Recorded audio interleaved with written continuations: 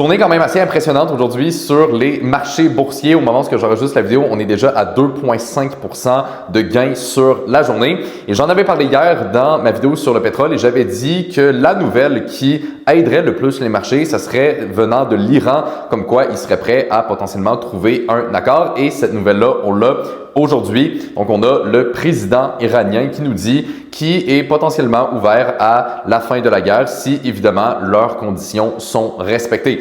Maintenant, ça ne veut pas dire que ça va réellement fonctionner. Évidemment, ça va dépendre. Est-ce qu'ils vont être capables de s'entendre sur ces fameuses conditions-là?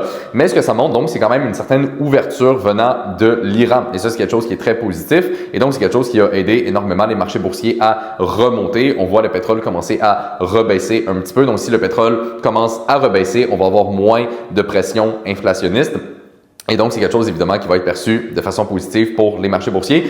Personnellement, je profite très bien de cette situation-là avec mes positions d'achat sur le gold que j'ai maintenant depuis une semaine. On a vu une très grosse correction sur l'or et l'or va remonter grâce à cette nouvelle-là. Je sais que ça peut avoir là peut-être un peu contre-intuitif parce qu'on se dit, il y a moins d'incertitude, donc pourquoi le gold viendrait à monter? Mais la raison est assez simple, c'est tout simplement parce que le gold récemment a bougé un petit peu plus comme un actif à risque, c'est-à-dire que quand les marchés boursiers était en train de baisser, le gold baissait aussi et par la suite, une fois que les marchés remontent, le gold vient à remonter également. Donc, on a eu une sortie de liquidité du gold pour couvrir la baisse au niveau des indices et maintenant que cet aspect-là commence à se diminuer, eh bien, on a gold qui commence naturellement à remonter et à rebrousser donc le mouvement qu'on a fait dans les dernières semaines. Et donc, j'ai réussi à accumuler des positions sur l'or la semaine dernière qui, pour l'instant, roule très, très bien.